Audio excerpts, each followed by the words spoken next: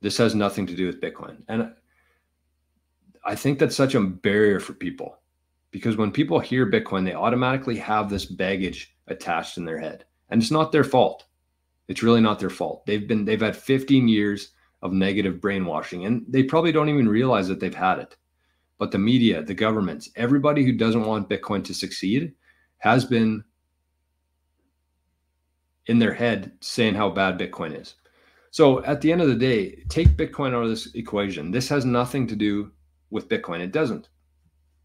And kind of how I arrived at this theory late last night in bed is that I was watching a Bitcoin show, and there's two guys talking. I think one of them was American HODL. Great guy. Great Bitcoiner's been around the space for a while, but I was just listening to the interview and the questions that they were asking. And like, for those who have been through a few cycles, how intense people are about Bitcoin and like their journey there. And when I was watching it, I was thinking like, why the fuck am I watching this? Why am I listening to two people talk about Bitcoin? Like, am I that much of a nerd or a psychopath that I'm actually interested in them talking about Bitcoin? But then it came to me, and I realized that none of this has anything to do with Bitcoin. None of it does. What this is about is truth. What this is about is responsibility, transparency, fairness, freedom, sovereignty, and leaving that system. We're kind of at the point now where whatever side of the political aisle you're on, you know that something's wrong here. And we're getting to a point where I think most people are starting to realize that whatever side they choose, whichever way they vote, nothing is going to change in that old system. Nothing. And so people's minds are starting to wake up to this. And I think that this is the perfect time to try to really push that part, that this has nothing to do with Bitcoin. Forget that word even exists. This is so much more than Bitcoin. And so if you think about that in terms of truth, how does this bring truth to the world? Well, the world that we live in now, the system that we live in now, we have no truth. We have no transparency from our government. Zero. We pay them taxes. They take a significant amount of money out of our paychecks every week, and we have zero transparency. We have no idea what they're doing with that money. They tell us. They have all these fancy news conferences. They have all these budget reports, but do we actually know? Have they ever actually been audited? Has our Bank of Canada, has the Federal Reserve, are these places, have they ever been audited before? So when you start there, when you have no idea how much actually exists, how many dollars are out there, how many dollars they've printed in the last couple of years, how many zeros they've added to their debt, when we have no way to actually verify that, that's a big problem, because you're starting from a foundation that's totally broken. And that has a trickle-down effect into every aspect of our lives. That's kind of where we are right now. We have no truth. We have no transparency. And Bitcoin brings that, or I'm going to try not to say Bitcoin much, because again, this has nothing to do with Bitcoin. But this currency and this network and this movement, it brings truth. And it brings truth to the right people, because for people like us, for the little guy, there are tools available where you can make it very secure, very private.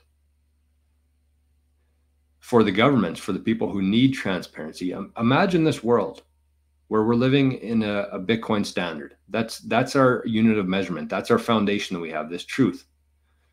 Imagine a world where we know our government's address, we can see their account, and we can see every time they move Bitcoin out of there. And every time they move Bitcoin out of that wallet, out of that address, they have to explain where it came from.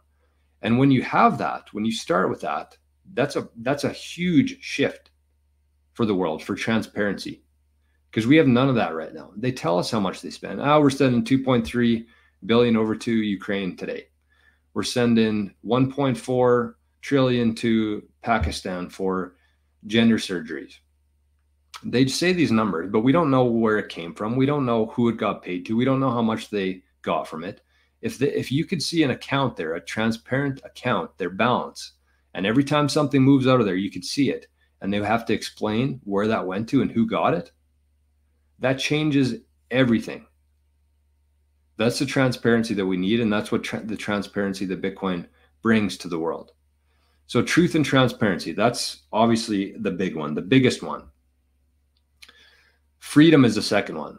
And I know that freedom, the word freedom, for some reason, people are like, oh, you're a freedom lover or a freedom, like the convoy. They just painted these people with such a negative brush on them for people who just wanted to make decisions for themselves. That's it.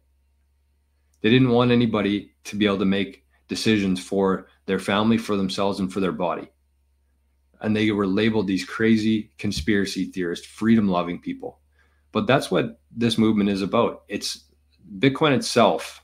If you read the business plan, essentially, it's called the white paper, but the business plan for Bitcoin, the idea is that they want to Bitcoin separates money from state. When you take away the ability for a small group of people to create money out of thin air, when you take that away from them, they have nothing. The only power that they have is the ability to print money, the ability to create money.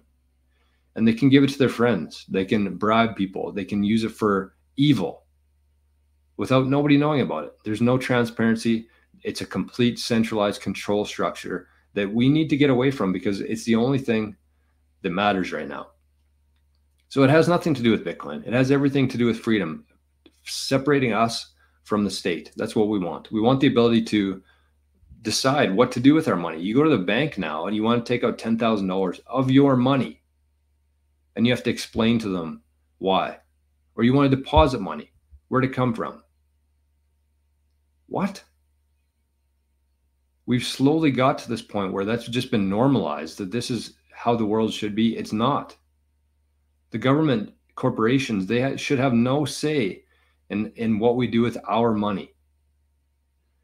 And so it's the vessel to financial freedom, not because you're going to get rich, which you might, just how the Bitcoin works in terms of growing demand and shrinking supply. You will get financially free, but you want to just have the choice of what you do with your money. That's the big thing there. And that's what Bitcoin provides. So kind of going to the truth and the freedom part of this is why Bitcoin works without getting too technical around it.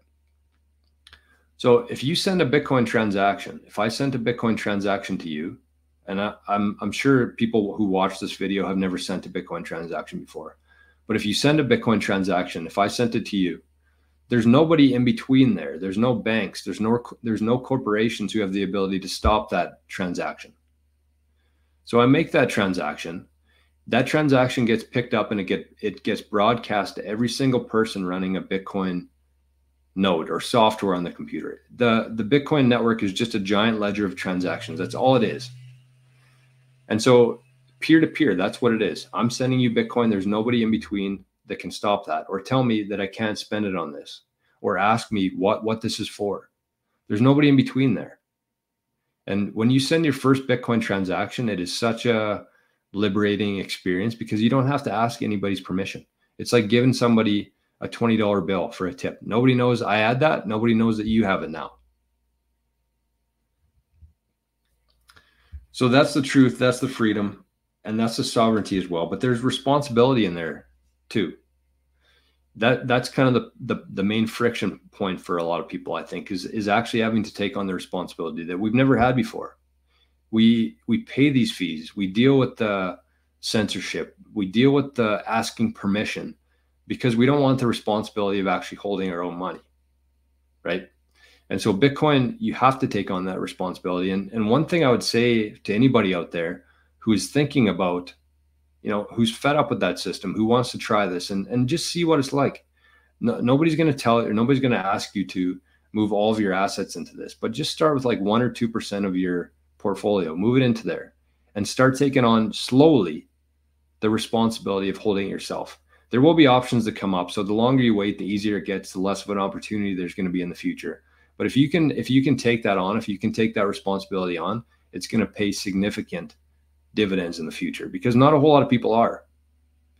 So start with 1 or 2%, start with $100 or $200, buy some Bitcoin, figure out how to send it to yourself, how to store it, and just start there. Start very slow because it is a very long process, a learning process. That's why the show is called The Bitcoin Journey.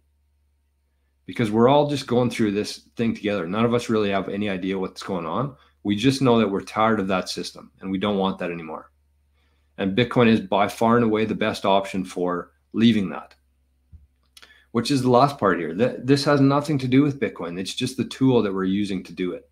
This has everything to do with leaving that system. And it is going to be tough. It's not an easy thing to do. It takes a lot of guts, a lot of balls, the personal responsibility. But that's what you want to get to. You want to get to a place where you're not reliant on that system anymore. You have your own money. You get to decide to do with it. You find other people who share that same mindset, that same mentality, and that's who you interact with. And you want to get to a point where, I know starting with 1 or 2% isn't going to do much for you, but at least gets you in the door. And so you want to get to a point where you're not buying Bitcoin anymore, but you're earning Bitcoin. Whatever you're doing, whatever your value you're adding to the world, you're getting Bitcoin in exchange for that. And then you find other people who are also on this Bitcoin standard, and you buy and sell from them. And then you don't have to worry about the fiat rails. You never have to touch a bank account again. Once you get to that point where you're earning Bitcoin, you're buying your food, you're paying your snow clear in Bitcoin, you're paying your dog sitter in Bitcoin, that's where you want to get to. So you're not even in that system anymore. That's the end goal. The starting point is 1 or 2%. Learn how to do it. Start very slow. Take your time. But the end goal there is to completely leave that system, where it doesn't matter what the banks say. It doesn't matter what Justin Trudeau says in a press conference. You don't care because you're not impacted by that anymore. But you have to start somewhere. So the last thing that I wanted to say here is that most people who aren't as familiar with Bitcoin, they focus solely on the price of Bitcoin. And I want you to know that the price of Bitcoin is completely irrelevant at this point. And you shouldn't even be looking at it. You should be buying Bitcoin. You should be learning how to protect that Bitcoin. And you should keep that for as long as you can. So if Bitcoin's at 58, if it's at 158, if it's at 1.58 million, it doesn't matter. You're going to keep that for 4, 8, 12. The more conviction you have over Bitcoin, the longer you're going to hold on to that Bitcoin. So go into it with a very long-term mindset, but don't worry too much about the price because it's just an illusion. Remember what I said about the starting point, a broken starting point, in terms of we have no idea how many dollars are out there, how much debt is actually out there. When you don't have a good starting point, you can't really accurately measure anything, including Bitcoin. Bitcoin is the new measuring stick. And that's what's slowly happening here, is that land prices, housing prices, vehicle prices, every asset is being repriced by Bitcoin. If you look at a house from 2015, 2020, 2024, it's gone up in fiat value, in dollar terms. It's gone up. But if you look at it in Bitcoin terms, it's gone significantly down. So let's say it went from 250 to 350 to 450, 450,000. So it's doubled in dollars in the last 10 years. Seems great. But then you compare that to Bitcoin, where it's gone from one house costing 1,000 Bitcoin to 200 Bitcoin to 5 Bitcoin. So forget the dollar, forget that. That's not what matters here. But I will tell you one thing, or two things here. These are the metrics that we need to be looking at. Because when you understand the supply and demand part of Bitcoin, these are the only things that you need to be focused on. So this says, for the past decade, Tom Lee has stated that 90% of Bitcoin's performance can be predicted by the number of wallets and their activity. Wallet numbers continue to hit new all-time highs. So you can see here that this year, the number of non-zero Bitcoin addresses has surpassed 50 million. Non-zero. So, I mean, it could be 5 sats in that wallet, but still, look at this trend. I'd say that that's a pretty important metric. All things considered, when you understand the supply and demand part of Bitcoin, the demand part matters. The supply part cannot be changed. It's written in the code how much Bitcoin there is, how much there will be next week. So that helps you fairly and accurately measure things when you know how much the supply is. You can go to a website and see how much Bitcoin there is. you can figure out how much Bitcoin there's going to be in a year from now. So the supply part will not change. We know what that is. It's the demand part. And the higher the demand goes up while the supply is going down, very basic economics will tell you what's going to happen there. And that's why people say that it's going to go up forever, because it is. Bitcoin, as more and more people adopt it, as more and more demand grows for Bitcoin, while the supply part, the denominator, does not change, it can only move in one direction, which is up and to the right. So that's the first part. That's the demand. That's one metric that I think people should be more focused on than the price. But here's the other one. And I really didn't want to make this very complicated at all. But this one's important too. I think that this is actually the main metric that we should be focused on within Bitcoin. And that is the total energy being put into the Bitcoin network. So the real beauty of Bitcoin is that nobody has the ability to just create Bitcoin. Not like our dollars, not like our debt, where they can just print and add zeros to it. Nobody has the ability to just add Bitcoin. You cannot create Bitcoin. Think about a world where the governments did not have the ability to just create money out of thin air. That alone is the cause of the majority of problems we have here in society, is that a small group of people, our government, our central banks, have the ability to print money. So you can't do that with Bitcoin. And what you have to do is you actually have to put physical energy into mining Bitcoin. You plug in a machine, it spits out a bunch of guesses, and it tries to guess the next equation. And if you guess that, you get rewarded with Bitcoin. And that's how new Bitcoin are put into circulation. And this is the chart showing the amount of energy that's going into the network, the amount of people who are plugging in Bitcoin miners. This is the chart. It's called hash rate, but it's just energy, the amount of electricity going into the Bitcoin network. So you can see here, up until 2018, it was pretty much flat for the first 10 years. And you can see what's happened since then. Bitcoin network difficulty hash rate hits a new all-time high of 92 trillion. So those are the two metrics that you want to really pay attention to, is how much demand is there for Bitcoin, how many new wallets are being created, how many new Bitcoin exchange accounts are being created, how many people are using it, what's the demand like, and the hash rate, how many people are plugging into the network, how many people are competing for the next block to try to get paid in Bitcoin. That's what you want to pay attention to, because as those go up, the supply does not change. Keep that in mind.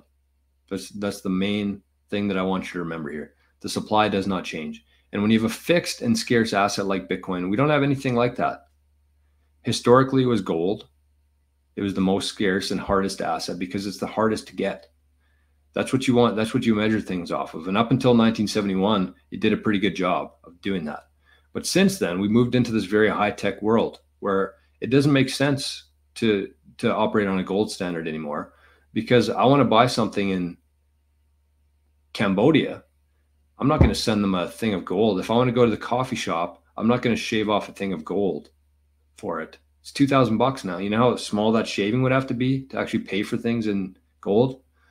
But with Bitcoin, I can send it to Cambodia for almost $0, zero sats. I can do that instantly to anybody with an internet connection. At the coffee shop, I can pay for my coffee with zero fees. Nobody else is getting a fee. MasterCard is not getting a fee. The business owner gets to keep that. So Bitcoin is the hardest money. It's the most scarce. It's the most transactable. You can send it anywhere on earth with an internet connection without asking anybody's permission. Nobody can get in between that and stop it. And it's the greatest asset that's ever existed. So what I would say to you, if you're somebody who's just thinking about getting into Bitcoin, or somebody you love sent you this video, just understand that none of this has anything to do with Bitcoin. Understand that. This isn't a bunch of people who are trying to buy Bitcoin today and sell it in a week for a profit. We're not trying to trick people into getting Bitcoin. We're trying to help people understand why this is so different. And that's the main barrier there, is because it is so different than the system that we have, is that people can't really wrap their heads around it. The majority of people can't. But when they can, as things get easier, that's when the opportunity will continue to be gone. So take a little bit of time. This is very important. Take a bit of time. Take a bit of your dollars, your illusionary dollars, convert it to Bitcoin, send it to yourself, learn how to protect that, and then just go from there. Go slow, very slow. I've been in this for over 4 years now, and there's still so much that I do not know, but that doesn't matter. I know how to protect it. I've learned that, and you don't want to get too far ahead of yourself. That's where people get burned. So just know that whoever sent you this or whoever's been talking to you about Bitcoin, it is truly because they care about you, nothing else. Because they do not benefit from you buying Bitcoin, and they do not hurt if you don't buy Bitcoin. Because if they don't buy Bitcoin, BlackRock's going to buy Bitcoin. The US government's going to buy Bitcoin. The Communist Party of China is going to buy Bitcoin. So it doesn't matter if you do or not. You buying Bitcoin does not impact me. These institutions are coming. They're not here yet. These countries are coming. They're not here yet. And all of these millionaires on the earth are coming, but they're not here yet. So this is the chance for the little guy to get as much of this crazy new currency, new investment, new asset, new property class while we can. So that's it. Start slow, go slow, and see where it goes.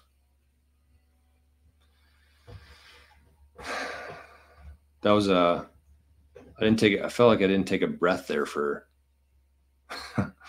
20 minutes.